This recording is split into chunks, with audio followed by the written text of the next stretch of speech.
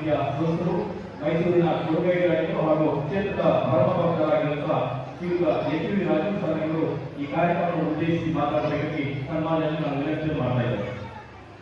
ಸಾಮೂಹಿಕ ಶ್ರೀ ಸತ್ಯನಾರಾಯಣ ಸ್ವಾಮಿ ಪೂಜಾ ಹಾಗೂ ಧಾರ್ಮಿಕ ಸಭಾ ಕಾರ್ಯಕ್ರಮದ ಉದ್ಘಾಟನೆ ಮಾಡಿದಂತಹ ನಮ್ಮೆಲ್ಲರ ಸದಾಕಾಲದ ನಾಯಕರು, ನಮ್ಮೆಲ್ಲರ ಜೀವನದ ಮಾರ್ಗದರ್ಶಕವಾದಂತಹ ಹಿರಿಯರು, ಹಿರಿಯ ಸಹಕಾರಿ ಸಚಿವರು, ಶಾಸಕರು ಆದಂತಹ ಜಗದೀಶ್ ಧಾರ್ಮಿಕ ಕಾರ್ಯಕ್ರಮದಿಂದ ಸಾಮಾಜಿಕ ಕಾರ್ಯಕ್ರಮದವರೆಗೆ 365 ದಿವಸವು ಒಂದಲ್ಲ ಒಂದು ಕಾರ್ಯಕ್ರಮದಲ್ಲಿ ದಿವ್ಯ ಸಾನ್ನಿಧ್ಯ ವಹಿಸಿ ನಮ್ಮೆಲ್ಲರಿಗೂ ಸದಾಕಾಲ ಪ್ರೀತಿಯಿಂದ ಮಾರ್ಗದರ್ಶನ ಮಾಡುವಂತಹ ಹಿರಿಯಾಳುವ ಸ್ವಾಮೀಜಿಯವರೇ, ಅಧ್ಯಕ್ಷತೆ ವಹಿಸಿರ್ತಕ್ಕಂಥ ಗ್ರಾಮ ಪಂಚಾಯತಿಯ ಮಾಜಿ ಗ್ರಾಮ ಪಂಚಾಯತ್ ಸುಂದರಪ್ಪ ಅವರೇ, ಯೋಗೀಶ್ ಅವರೇ, ವಿಜಯಕುಮಾರ್ ಅವರೇ, ವಿಕಾಸ್ ಶಾಸ್ತ್ರಿ ಅವರೇ, ಶ್ರೀಧರ್ ಅವರೇ, ಸುರೇಶ್ ಅವರೇ, ಜಯಂತ್ ಅವರೇ, ಮಹೇಶ್ ಅವರೇ ಮತ್ತು ವಿಜಯಕುಮಾರ್ ನಾಗರಾಜ ಮತ್ತು ಪ್ರವೀಣ್ ಅವರು ಮತ್ತು ಇದರ ಎಲ್ಲ ಅಧಿಕಾರಿಗಳೇ ಮತ್ತು ಈ ಒಂದು ಸಾಮೂಹಿಕವಾದಂತಹ ಸತ್ಯನಾರಾಯಣ ಪೂಜೆಯಲ್ಲಿ ಭಾಗವಹಿಸಿದಂತ ಎಲ್ಲ ತಾಯಂದಿರೇ, ದಂಪತಿಗಳೇ, ಯುವಕರೇ ಮತ್ತು ಯುವತಿಯರೇ,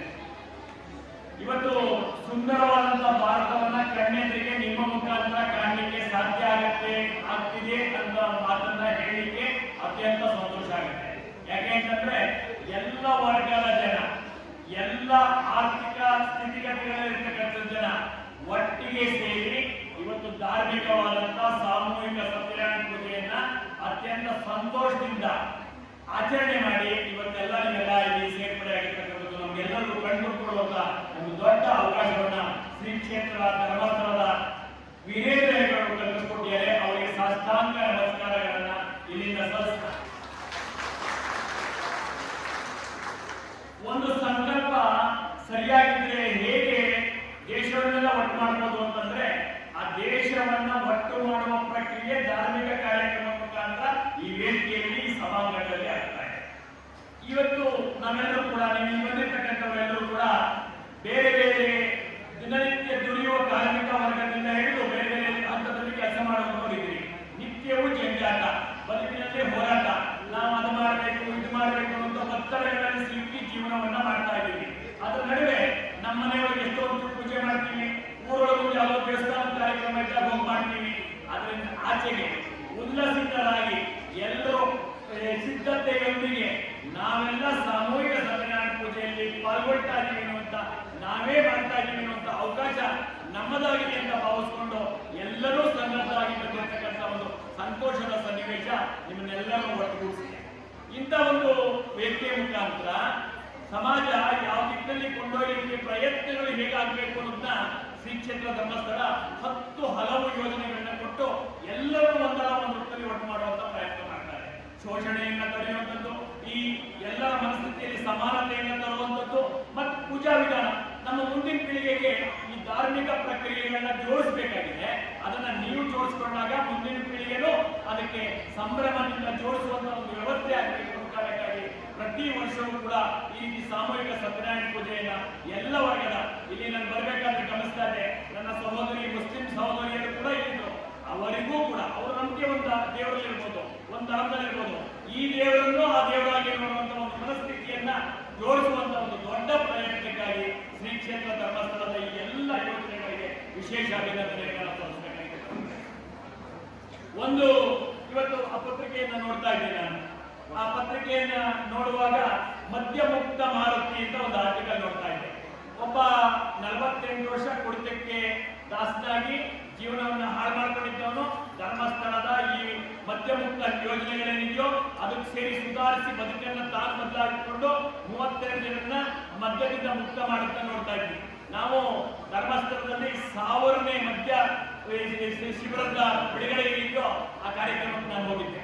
ಪಿರಿಯಾಪಟ್ಟಣದ ಒಬ್ಬ ಎಳ್ನೀರು ಒಡೆಯುವನ್ನ ಮಾರುವನ್ನ ಅವತ್ತು ಅದನ್ನು ಸನ್ಮಾನ ಮಾಡಿದ್ರು. ಅವ್ರು ಸನ್ಮಾನ ಮಾಡಿದಾಗ ಅವ್ನು ಹೇಳಿದಿಷ್ಟೇ, ನಾನು ನನ್ನ ಜೀವನವೆಲ್ಲ ಕಳ್ಕೊಂಡಿದ್ದೆ, ಇದನ್ನ ಮದ್ಯದಿಂದ ಮುಕ್ತರಾದ ನಂತರ ನನ್ನ ಕುಟುಂಬವನ್ನ ಅತ್ಯಂತ ಸೊಗಸಾಗಿ ಸಂಸಾರದೊಂದಿಗೆ ಜೀವನ ಸಾಗಿಸ್ತಾ ಇದ್ದೀನಿ ಅಂತ. ಅದು ಧರ್ಮಸ್ಥಳ ಎಲ್ಲಿ, ಪಿರಿಯಾಪಟ್ಟಣದ ಎಳ್ನೀರು ಮಾರುವನ್ ಎಲ್ಲಿ ಅನ್ನುವಂಥ ಪ್ರಶ್ನೆ ನಮಗೆಲ್ಲ ಮೂಡಿತ್ತು. ಎಲ್ಲ ಭಾರತವೆಲ್ಲ ನಮ್ದೇ ಅಂದ್ಕೊಂಡಾಗ ಯಾವುದೇ ಮನೆ ಸಮಸ್ಯೆಗಳು ನಮ್ದೇ ಅಂತ ತಿಳ್ಕೊಂಡಿರ್ತಕ್ಕಂಥವರು ವೀರೇಂದ್ರ ಹೆಗಡೆಯವರು. ವೀರೇಂದ್ರ ಹೆಗಡೆಯವರು ಆ ಕಾರಣಕ್ಕಾಗಿ ಸಂಕಲ್ಪ ತೊಟ್ಟು ನಿಮ್ಮೆಲ್ಲರನ್ನು ಜೋಡಿಸಿ ಈ ರೀತಿ ಸಮಾಜದಲ್ಲಿರ್ತಕ್ಕಂಥ ಪಿಡುಗುಗಳನ್ನ ಹೋಗ್ಲಾಡಿಸಿ ಸಿಕ್ಕಕ್ಕೆ ಒಂದು ಒಳ್ಳೆ ಪ್ರಯತ್ನ ಮಾಡಿದ ಕಾರಣಕ್ಕಾಗಿ ಸುಂದರ ಸಮಾಜ ಎಲ್ಲ ಕಡೆ ನಿರ್ಮಾಣ ಆಗ್ತಾ ಇದೆ. ಇವತ್ತು ನಾನು ಇಳೆಯಾಳ ಸ್ವಾಮೀಜಿಗಳು ಮಾತಾಡ್ತಾ ಇದ್ದೀನಿ. ಈ ಪಿಡುಗು ಅನ್ನೋದು ಬರೀ ಬಡವರಿಗೆ, ಬರೀ ಕಾರ್ಮಿಕರಿಗೆ, ಬರೀ ದುಡಿಯುವವರಿಗೆಲ್ಲ ಎಲ್ಲವನ್ನ ಕಲಿತಿರ್ತಕ್ಕಂಥ ಬೇರೆ ಬೇರೆ ವೇದ ವಿದ್ವತ್ತುಗಳು ಕಲಿತಿರ್ತಕ್ಕಂಥವ್ರು ಒಪ್ಪಿಟ್ಟಿರ್ತಾರೆ.